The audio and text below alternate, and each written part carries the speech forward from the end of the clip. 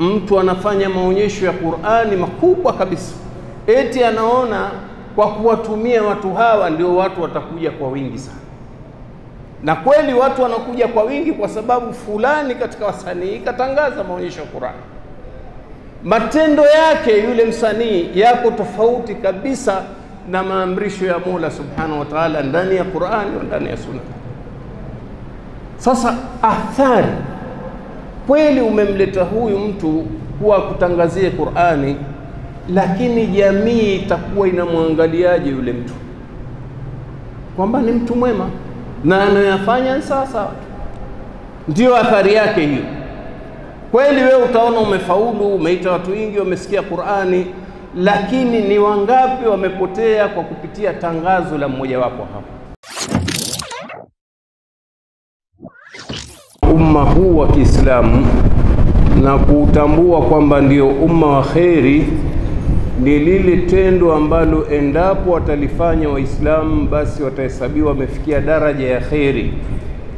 Na hili tunalikuta linaelezewa katika suratu Al-Imran aya 110 pale Allah aliposema kuntum khaira ummatin ukhrijat linnas ta'muruna bil ma'rufi wa tanhauna 'anil munkar.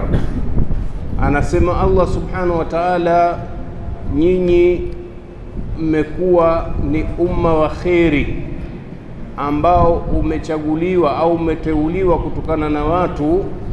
Moja ya kazi yenu kubwa ni mnaamrisha mema na mnakataza mabaya. Kwa hiyo huu ni mmoja wa wadhifa mkubwa ambao tumepewa Waislamu kwa ujumla. Na pia wadhifa huu haukukusudiwa jinsi ya kiume tu, bali wadhifa huu wamepewa na watu wa jinsi ya kike katika waumini. Na haya yanathibitishwa katika sura At-Tauba pale Allah subhanahu wa ta'ala aliposema walmu'minuna walmu'minati ba'duhum awliya'u ba'din ya'muruna bil ma'rufi wa yanhauna 'anil munkari. Anasema Allah subhanahu wa ta'ala, waumini wanaume na waumini wanawake baadhi yao wanasaidiana, ni marafiki, wanasaidiana. Kwa lipi? Wanaamrisha mema na kukataza mabaya. Kwa hiyo tunaona kwa mujibu wa aya hii au hizi chache zinaonyesha ni umuhimu gani Waislamu wanatakiwa waeke katika namna ya matendo yao. Walihesabu katika matendo makubwa katika imani ni kuamrisha mema na kukataza mabaya.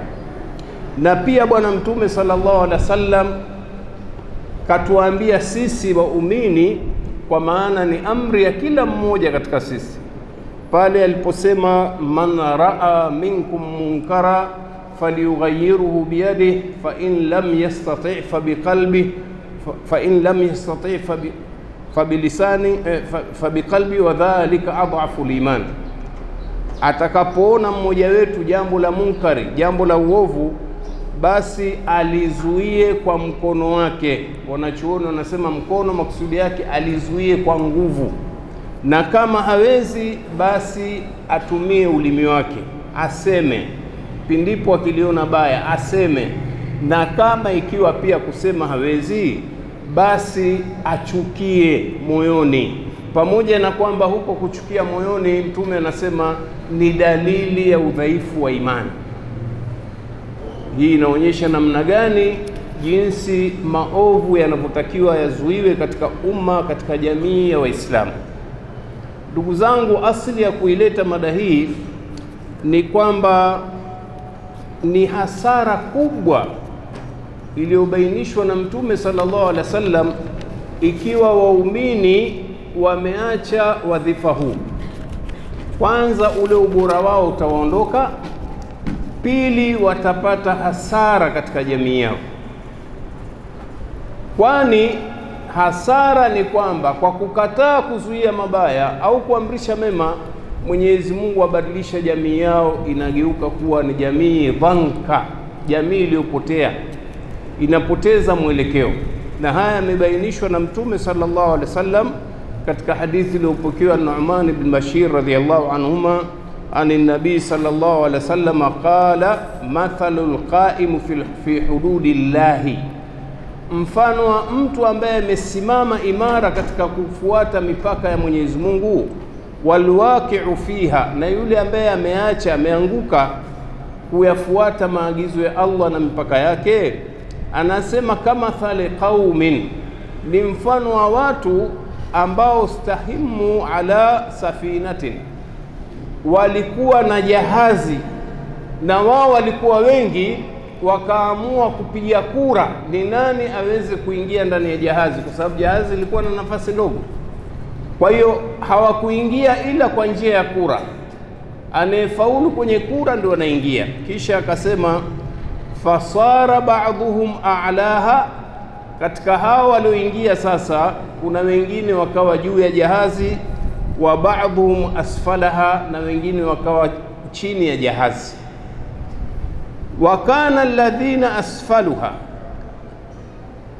na ikawa wale ambao wapo chini, idha staqau min alma'i, pindipo walitaka kupata maji kwa ajili ya kunywa au kwa matumizi, walikuwa maru ala fawqihim, wanaenda juu ya jahazi, kwa maana ya kwamba wanakwenda kuwaomba maji yaliyokuwa kule ili wapate kuyatoa baharini au kwenye mto au kwenye ziwa, tujalie ni sehemu ambayo ina maji matamu.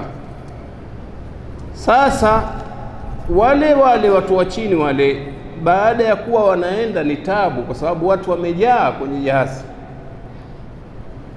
kupishana mabega huko mpaka kufika juu, waliona tabu. Sasa eti wakachukua azma hii, faqalu law anna kharaqna fi nasibina kharqa, maonaje kama sisi huku chini tungetoboa hili jahazi kwa chini, halafu tukawa kwa njia hiyo tutapata maji na hatutomuudhi mtu yoyote aliyekuwa juu ya jahazi.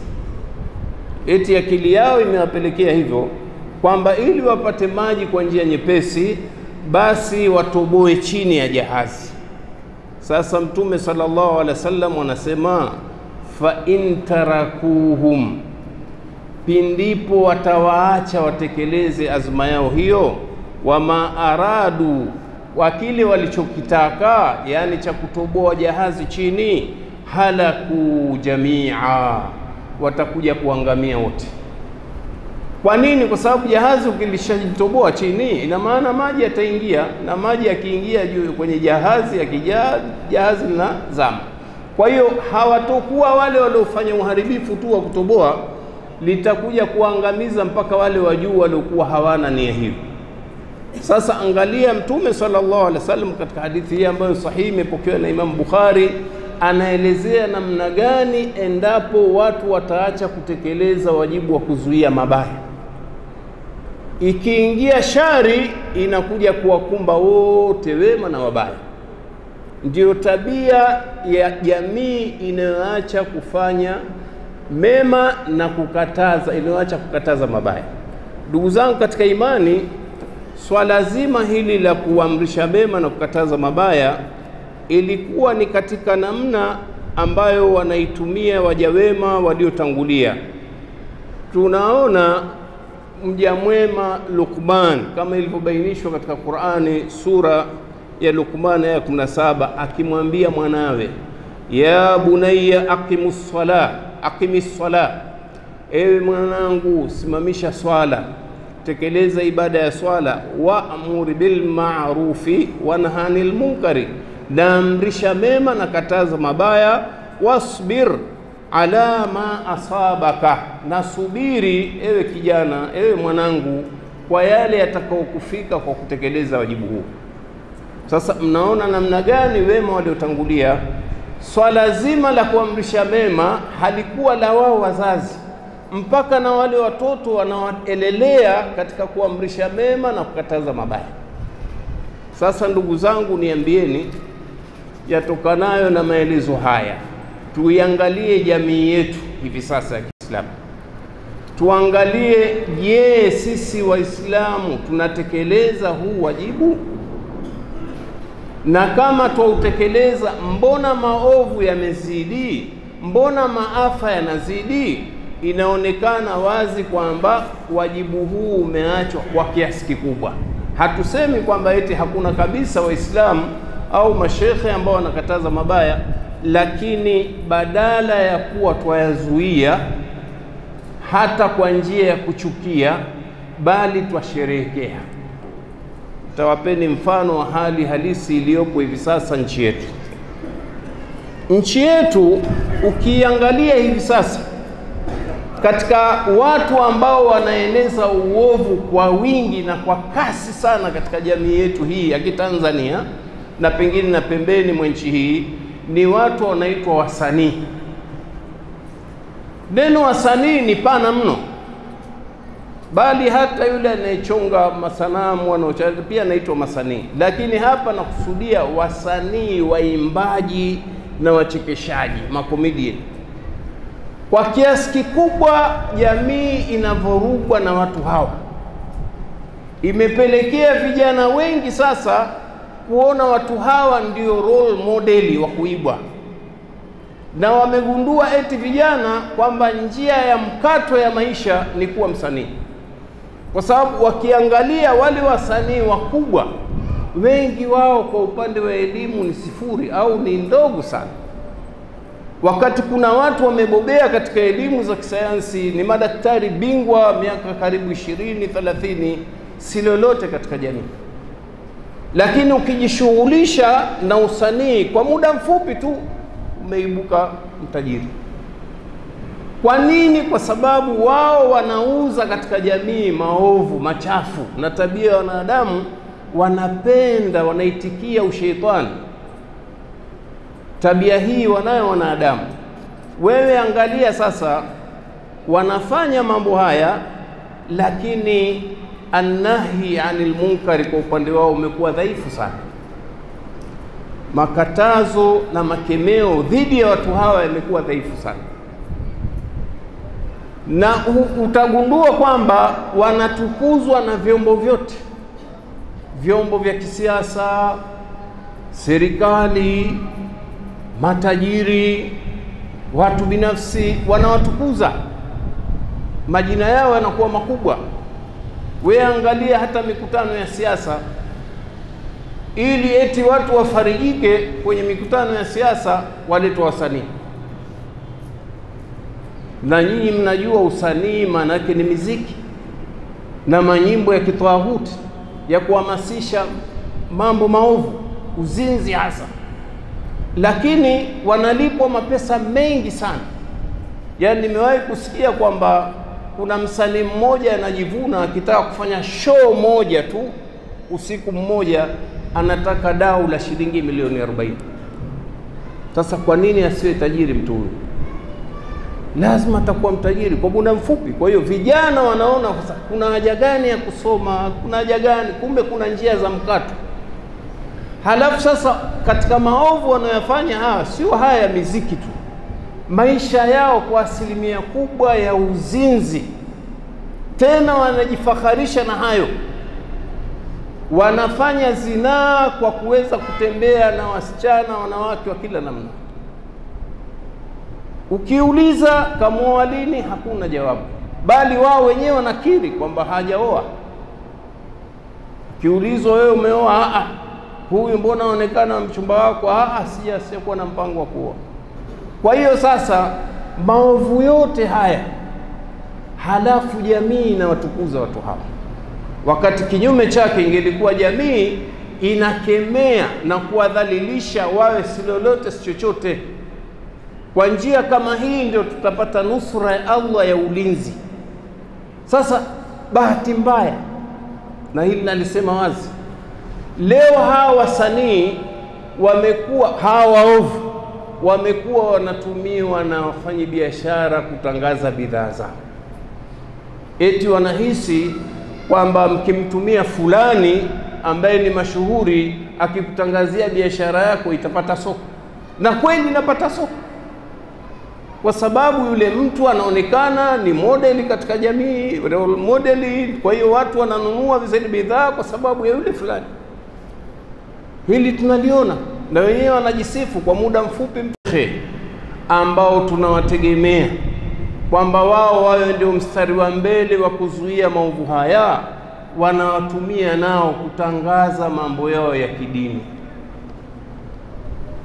Mtu anafanya maonyesho ya Qur'ani makubwa kabisa, eti anaona kwa kuwatumia watu hawa ndio watu watakuja kwa wingi sana. Na kweli watu wanakuja kwa wingi kwa sababu fulani katika wasanii katangaza maonyesho ya Qur'ani. Matendo yake yule msanii yako tofauti kabisa na maamrisho ya Mola Subhanahu wa Ta'ala ndani ya Qur'ani na ndani ya Sunna. Sasa athari kweli umemleta huyu mtu kuwa kutangazia Qur'ani, lakini jamii itakuwa inamwangaliaje yule mtu? Kwamba ni mtu mwema na anayafanya sasa. Ndio athari yake hiyo.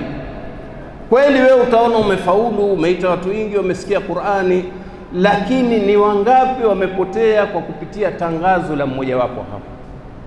Kwa hiyo ndugu zangu, yatakiwa tushirikiane kupambana na haya kwa njia zote, kama wao wanavyofanya hivi sasa, kutumia njia za media kuwatukuza watu hawa.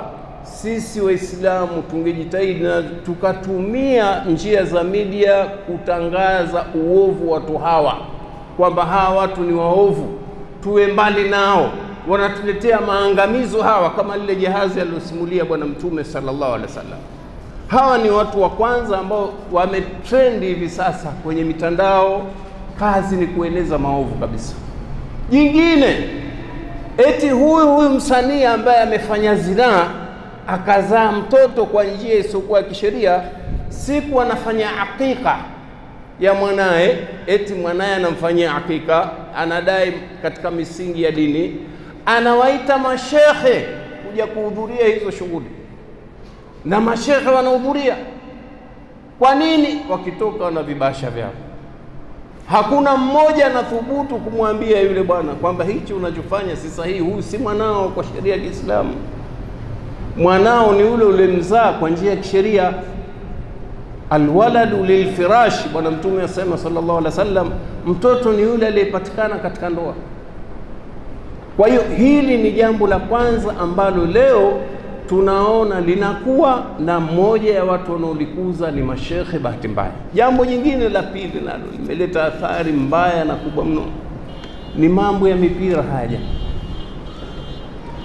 mipira imewachukua waliomo na wasiokuwemo. Kwa mtu yoyote aliyesoma dini, anajua misingi ya dini, katika Uislamu hakuja katazwa michezo, bali Mtume amefanya michezo na ameonyesha hasa kimatendo. Kisha simuliwa Bwana Mtume sallallahu alaihi wasallam akishindana na mkewe katika mbio za miguu. Kisha onekana Bwana Mtume akishindana mafarasi na masahaba zake. Kisha onekana Bwana Mtume akisimamia mashindano ya masahaba ya kurusha mikuki. Kisha simuliwa Bwana Mtume sallallahu alaihi wasallam akifanya mchezo wa mieleka, kisa mashuhuri cha sahabi Rukana. Kwa hiyo katika Uislamu haujakataza michezo kabisa, na mpira ni katika mchezo, si haramu. Hatuzungumzi kwamba mpira in general ni haramu, lakini yatokanayo na michezo ya mipira hivi sasa yanaingia katika alharamu lighairihi, uharamu unaosababishwa na kitu kingine kisichokuwa ule mchezo wa mpira. Kitu gani? Ni kwamba wanaume wanacheza uchi, kwa sababu mapaja ni sehemu ya utupu, na haya madhehebu ya kwetu ndio kabisa madhehebu ya Kishafii, hilo liko wazi kabisa, mapaja ni sehemu ya utupu. Kwa hiyo mwanamume haruhusiwi kuonyesha, wao ndio michezo. Bali sheria za michezo za kutaka wewe mchezaji ni lazima uwe na hali hiyo. Ukivaa suruali nini nguo ndefu ukubali. Kwa nini? Kwa sababu hii michezo sheria zake na kanuni zimetungwa na hawa wasiokuwa Waislamu, maadui. Sasa kuna mengine ndani ya michezo, kuna matangazo ya kamari, matangazo ya riba, matangazo ya ulevi. Siku hizi, zamani ilikuwa mara nyingi wachezaji na timu zao wanacheza kama ni hobi, lakini siku hizi wanapata masponsors. Timu inakuja kampuni ya kamari inawaambia, bwana, mimi nitadhamini mazoezi ya vijana wenu hawa katika mashindano ya kitaifa ya nani sijui Taifa Cup. Kwa hiyo muda wote wa mashindano tutagharimu sisi wa nani wa mazoezi, halafu isitoshe tutalipa klabu kiasi kadhaa, na kila mchezaji wakishinda sharti la msingi mtu tuangazie kamari yetu. Ndio mnaona majezi ya maklabu makubwa kubwa yote yameandikwa hapo SportPesa, sijui majina chungu nzima yanazuka hivi sasa, kwa sababu kampuni zinakuwa nyingi, zimegundua kwamba ni njia nyepesi ya kunyang'anya watu kwa njia isiyokuwa ya kisheria kwa urahisi mno. Ndio maana unaona kamari zimejaa mpaka mitaani huko, munkarati hizo. Sasa baya ni kwamba hatusemi mashekhe wote, lakini wale ambao wanajulikana wamekuwa mashuhuri ndio wapenzi wakubwa hizo vilabu. Tena mtu anatangaza hadharani, mimi bwana kwenye mpira kwa hakika mimi ni Simba, mimi ni Yanga. Wengine ni wanakamati hasa ambao kamati ya wazee wamo humu ndani, mashekhe wakubwa sana. Sasa kwa njia hii kijana mdogo ambaye hana elimu ya kisheria umemweka katika marhala gani? Katika wapi umemweka hapa? Anaona ni jambo la halali. Ndio maana utakuta hii miezi ya Ramadhani hii, ukitokea mpira wa kitaifa au wa kimataifa, utakuta swala hizi zinapungua watu, hasa hivi sasa, kwa sababu mipira inachezwa wakati wote tu, iwe ni wakati wa swala sio wa swala watu. Unaona, na watu wanapoteza siku nzima, wanaingia uwanjani. Kutokea mashindano ya mechi kubwa kama Simba na Yanga, watu tangu asubuhi wameingia viwanjani. Utashangaa wewe, wanaswali wapi? Yaliomo ndani ni maovu tu, matusi, bugudha na kila kitu, michanganyiko wanawake na wanaume. Sasa hili nalo la kusikitisha, wale mashekhe ambao tuliona wangetusaidia kwa hili, nao pia wameingia katika maafa haya. Leo kama hivi mtashuhudia hivi sasa, kama kunacheza mechi kubwa, maredio ya Islamu yote yako wazi kusikiliza, maruninga yote, ukipita mitaani utakuta watu wamejikusanya mahala, duka la mtu wanaangalia swala zinawapita. Bali klabu moja ikishinda, mji mzima huwasikika. Unaona, kuonyesha kwamba kiasi kikubwa cha Waislamu wamechukuliwa na haya mabalaa. Sababu kubwa, tendo la kuzuia maovu limefifia mno. Hakuna mtu anayezungumza, na yule anayezungumza hana njia za kufikisha ule ujumbe. Jingine ndugu zangu, ambalo limeenea hivi sasa, hizi media, hasa hizi social media, hii mitandao ya kijamii. Nikisema mitandao ya kijamii ni haya mambo ya YouTube, sijui mambo ya mtandao X, ilikuwa Twitter zamani, sijui majina kwa majina yanasuka hivi sasa. Leo imekwenda mpaka zile taarifa za habari za ulimwengu, watu wana habari nazo. Unaweza ukakaa wewe, simu yako inakutosheleza kila kitu. Sasa hivi sasa vijana wa Kiislamu na wasio wa Kiislamu, na tunazungumzia upande wa Kiislamu, wanafungua akaunti kwenye YouTube, halafu wanaanzisha mradi wake wa kutafuta riziki. Anaanzisha radio online au TV online, aghlabu inakuwa TV online. Watu wa YouTube wameweka taratibu zao na kanuni kwamba kila utakapopeleka content nzuri au maudhui nzuri kwenye YouTube, ikapata viewers wengi, sikumbuki idadi, vijana wanajua kwamba ukipata viewers kadhaa katika ile content yako au kupeleka hiyo klipu yako ya maudhui, ikipata viewers wengi wanakulipa.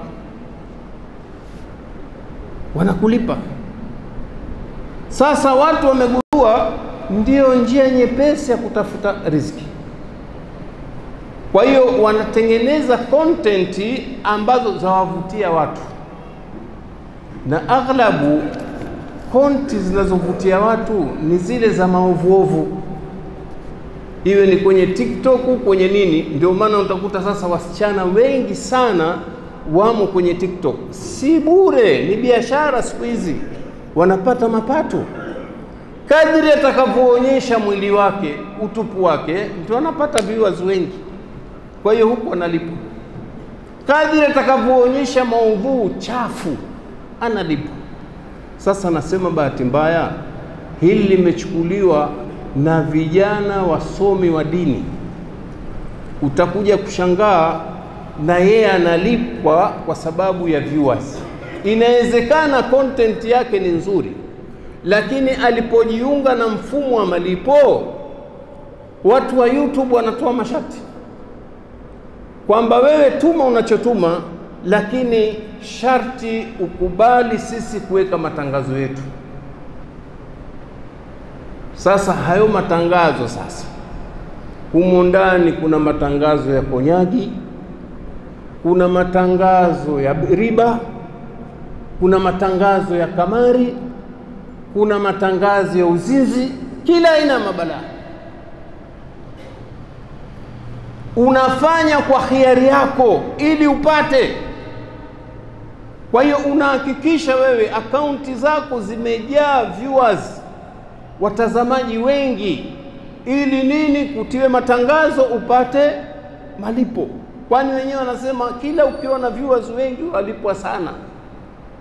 Sasa kuna wengine pamoja na kufanywa matangazo ya kamari na yeye apeleka content za dini, lakini utakuja kushangaa ni mtu wa sunna, ili apate viewers wengi,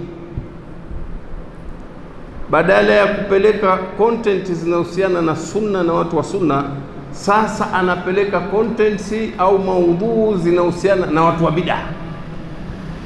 Anakwenda kuwa rekodi watu wa bid'a wacheza nani hii, kama manani yao haya maandamano yao anafanya, anachukua, au mara nyingine anakwenda kumhoji shekhi wa bid'a na yeye ni mtu wa sunna. Kwa nini?